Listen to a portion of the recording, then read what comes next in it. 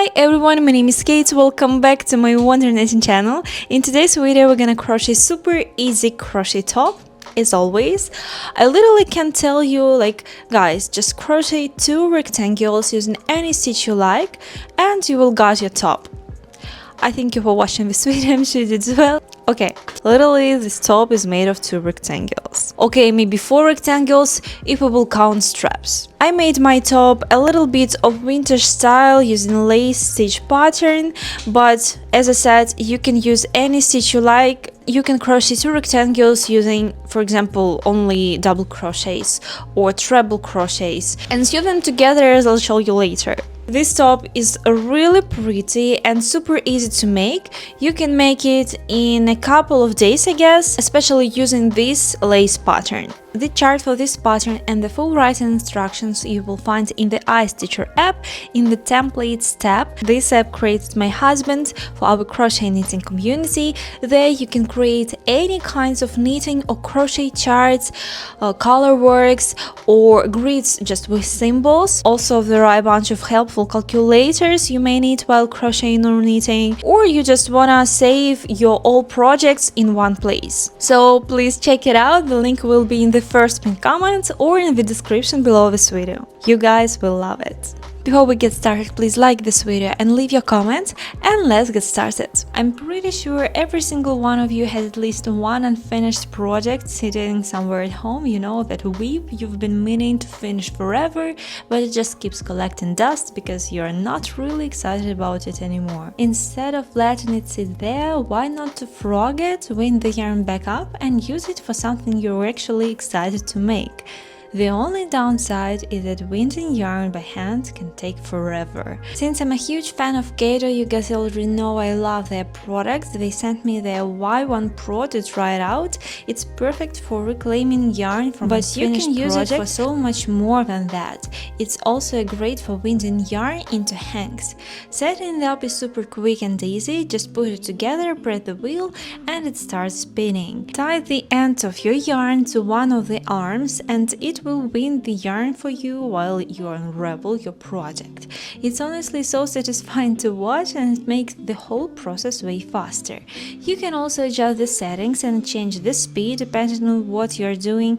If you're winding your yarn into a hang, just tie it off in a few places when you're done and it's ready to dye, store or use however you like. This is especially handy if you ever wanted to dye your own yarn or experiment with custom colors. Winding it into hangs first make the whole process so much easier, and if you already have a yarn winder, I actually use Kato's cordless one, you can take those hangs and wind them into neat yarn cakes for storage. That's how I keep all my reclaimed yarn organized.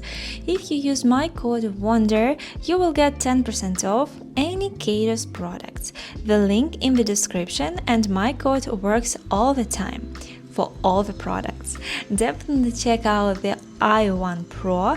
It's compact, easy to store and takes just a minute to set up. I think it's one of those tools you'll actually end up using a lot. It also makes a really great gift for any yarn lover. Thanks again to Kato for sending this over. Now let's get back to the tutorial. We'll need 3 skeins of each color. Of course, you can make the whole top in just one color if you want, but if you are going to the same colorful look as mine, you'll need 3 skeins of each color. I'm using France Cotton 8/6 from Hobby. It's honestly my favorite yarn for pretty much any season. And with my code WONDERSUMMER15, you can get extra 15% off for the whole Hobby's website. So if you ever wanted to try Hobby's yarn, this is your sign. We'll also need 5mm crochet hook, a pair of scissors, that's everything, so let's get started. First, we need to make a foundation chain. It should be multiple of 16 stitches and then we'll add 2 extra chains. The number of chains you will make determine the height of your top. I'm making mine with 3 repeats, so that's 48 chains. Once you chained 48, add 2 more chains. Now, starting in the second chain from the hook, work 1 single crochet, then chain 5, skip the next 3 chains, and work 1 single crochet into the first chain. Again, chain 5, skip 3 chains and work 1 single crochet into the 4th chain. Just keep repeating this all the way across until you reach the end of the foundation chain. Now chain 3 and turn your work. Into that very first single crochet, work 2 more double crochets.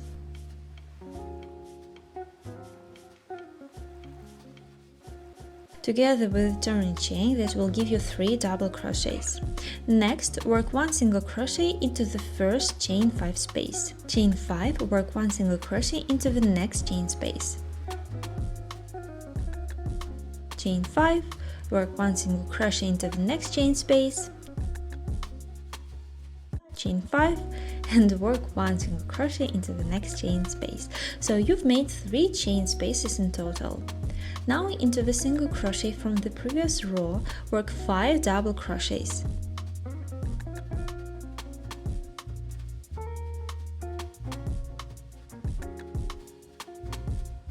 Right after that, work 1 single crochet into the next chain space. Then make 3 more chain spaces the same way, chain 5, single crochet into the next chain space, and so on. Then work 5 double crochets into the single crochet from the previous row. Keep repeating this pattern all the way across.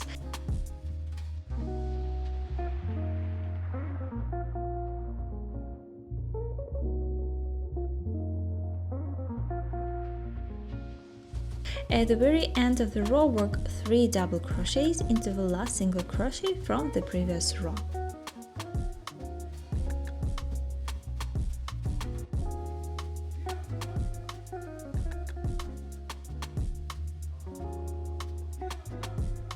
Chain 1 and turn your work. Work 1 single crochet into the very first stitch. Chain 5 and work 1 single crochet into the first chain 5 space. Into the next chain space, work 8 double crochets.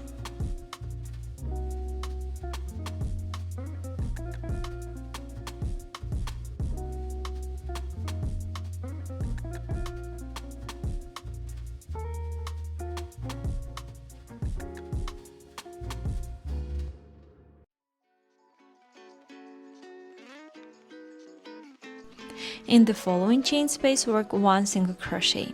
Chain 5,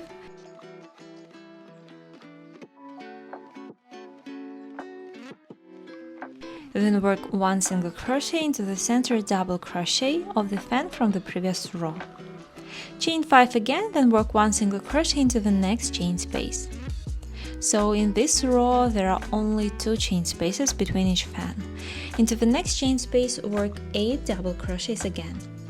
Then work 1 single crochet into the following chain space and keep repeating the pattern all the way across. To finish the row, chain 5 and work 1 single crochet into the returning chain from the previous row. Then chain 5, work 1 single crochet into the first chain 5 space.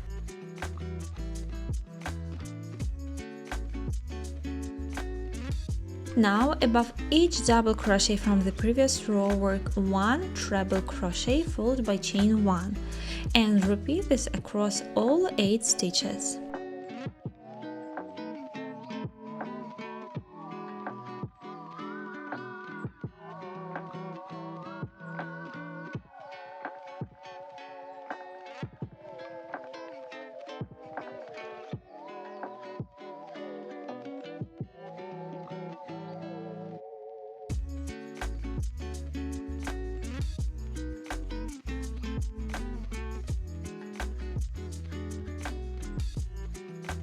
After the last treble crochet, don't chain 1, instead work 1 single crochet directly into the next chain space. Chain 5 and work 1 single crochet into the next chain space. So here you only have 1 chain space. Now repeat the same thing, work 1 treble crochet, chain 1 above each stitch from the previous row all the way across the fan. Keep repeating this pattern until you reach the end of the row.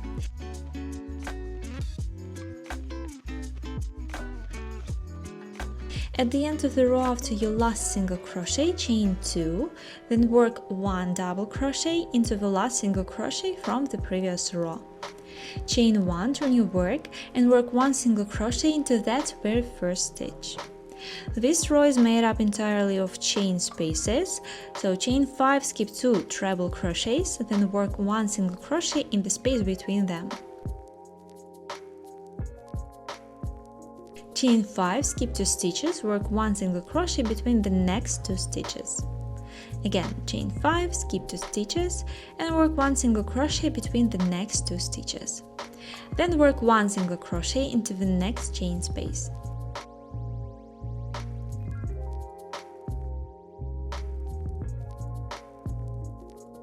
Keep repeating this pattern all the way across.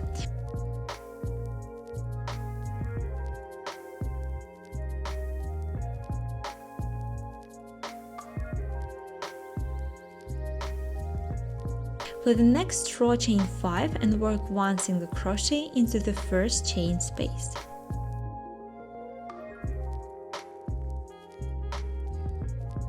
This row is also just chain spaces, so in every chain space work 1 single crochet and chain 5. Repeat that all the way across.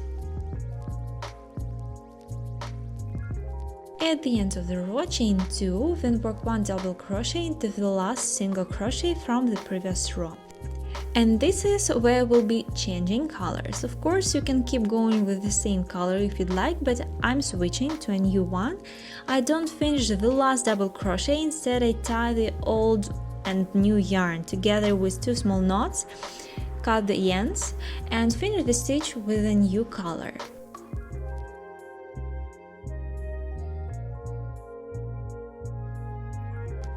From here, the pattern starts repeating. The only difference is that each repeat is slightly shifted, so the beginning and the end of each row will look a little different. I'll show you exactly how to start and finish every row in this repeat, and everything in between is worked the same way as before. Now we are starting the next repeat. Begin with chain 1, then work 1 single crochet into that same stitch.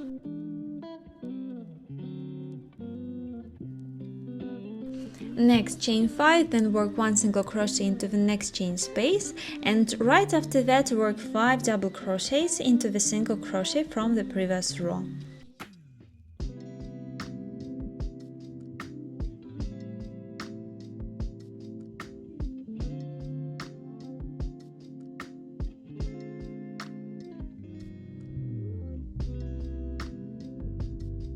Work 1 single crochet into the next chain space.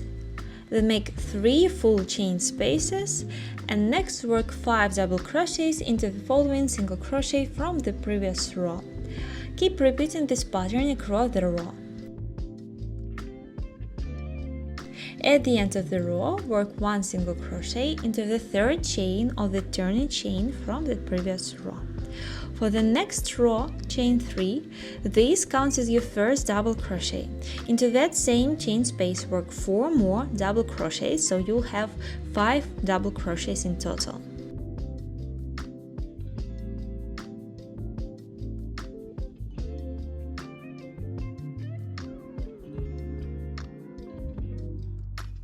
Work 1 single crochet into the next chain space, then make 2 full chain spaces.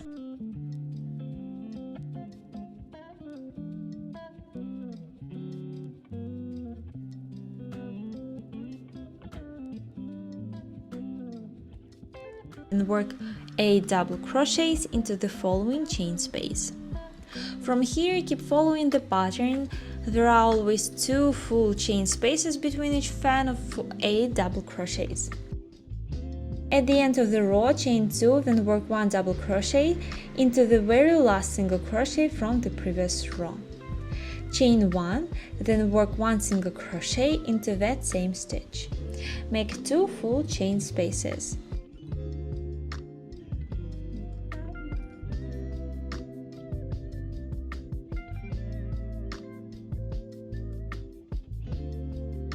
Now above each stitch from the previous row, work 1 treble crochet, chain 1, 1 treble crochet, chain 1 all the way across the fan. Repeat the same sequence across the row. At the very end, work the last treble crochet into the turning chain from the previous row. For the next row, chain 5, skip 2 stitches, then work 1 single crochet between them.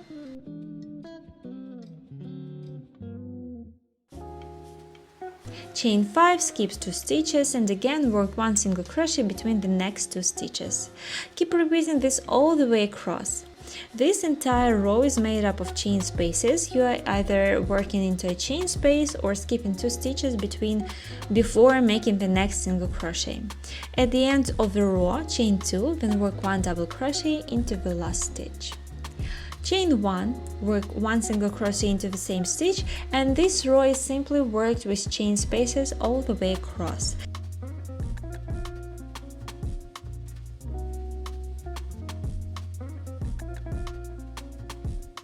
At the end, work 1 single crochet into the third chain of the turning chain from the previous row.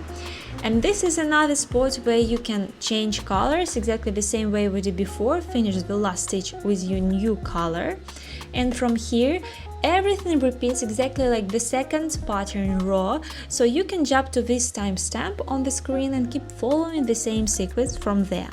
The pattern itself is actually pretty easy. The only tricky part is remembering how each row starts and ends, since that's where it changes slightly. Just pay a little extra attention there, and the rest is very repetitive. I made 12 color sections, simply alternating the colors as you went.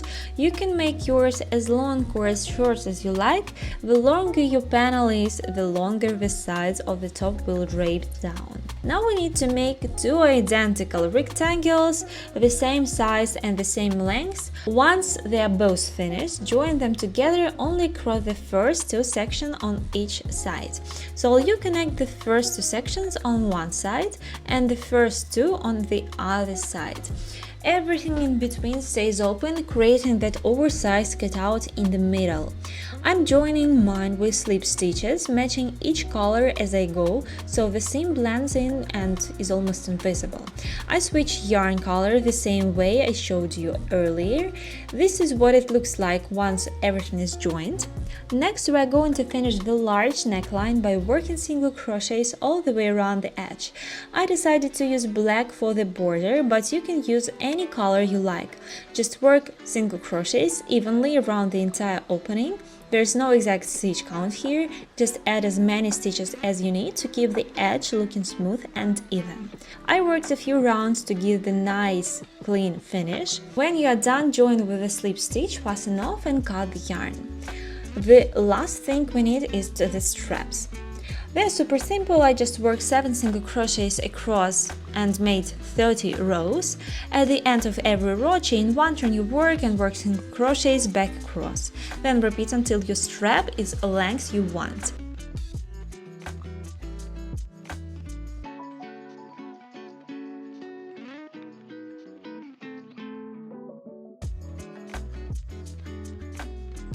Leave a long yarn tail at the end so you can sew the strap onto the other side later. You can make the straps longer or shorter, whatever feels best for you. For the neckline, I left 2 sections open in the center. Then I sewed the other ends of the strap onto the opposite side, lining it up with where I originally started each strap. And that's it, your top is finished. All that's left is to view in your ends. I absolutely love how this top turned out. It's quick, easy, and such a fun project.